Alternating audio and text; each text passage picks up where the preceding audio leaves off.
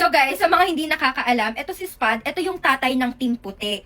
Pero habang tumatagal, parang na-realize ko, nasalisihan ako.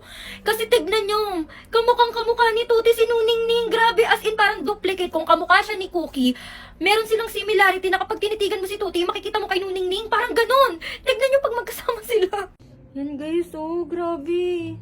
Duplicate talaga, aside from kamukhang kamukha niya si Mami Coco niya. Doon ko na-realize na may something similar talaga sila ni Tuti. Tignan nyo. Tuti, wag mo ligawan! Anak-anakan mo nga yan eh. Naamoy-amoy mo yung kipay. Tuti, grabe naman ka pogi niya, no? Oh, ayan na si Tuti. Sa mga nag-aantay ng update kay Tuti, tabi ka doon, nak. Ayan. Good boy, good girl, sit. Oh, 'di ba? Mga ano pa sila, parehas pa silang masunurin kay Mami. Oh, Nuningning, sit. Sit, Nuningning. Good girl. Oh, parehas pa. Grabe, napakagwapo ni Tuti. So guys, FYI, first time first time lang din pala makakasama ni Tuti ang mga aswang. As in first time, kasi 'di ba lagi siya nasa kennel room. And ayan ang reaction niya. Nakikipag-play siya. Oh, parang gusto din siya ni Titi. Tignan niyo naman si Titi, sobrang comfy. Kahit first time niya lang nakasama si Tuti, hindi niya alam, talagang, sobrang bardagol niyan. Tignan niyo.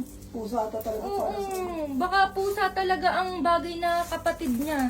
Happy si Tuti, tignan niyo.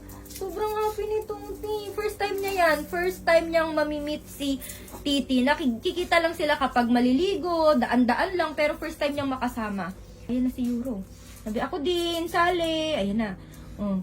Pero parang mas trip niya si Titi. Mahilig talaga to si Tuti sa mga pisay, sa mga mapuputi. Ayan na, inamoy-amoy na. Sabi, may backlog ka, kiss ka.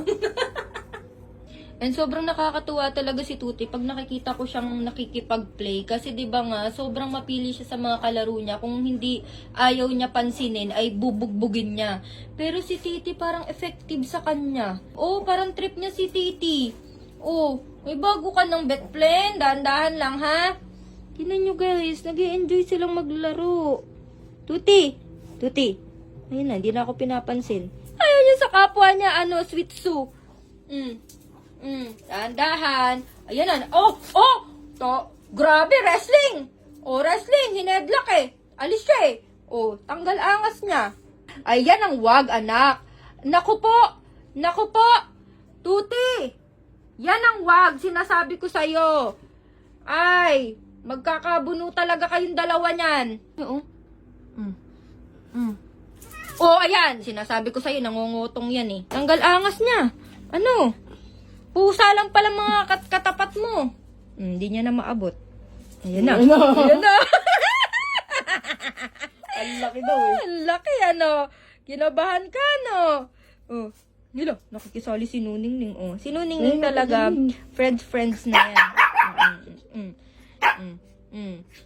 Oh, gentle pa rin yan. Nonchalant pa rin yan si Titi kahit nabubisit na.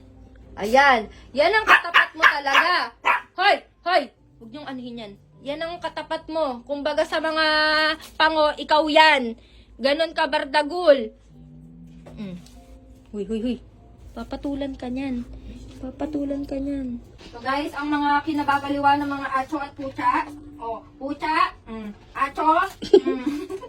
Acho ulit. Pero mahihinto eh. Pucha ulit. Ayaw kasi niya nung sinusubuan siya. Chicken carrot. Sit mo na. Dali, tuturuan natin siya ng tricks. Turn around muna.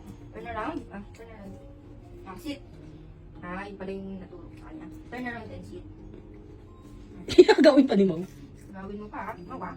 Uy, si Tuti. Pakita mo yung mukha ni Tuti na nangguwapo. Nini. Spin. Sit. Kampit pala yun.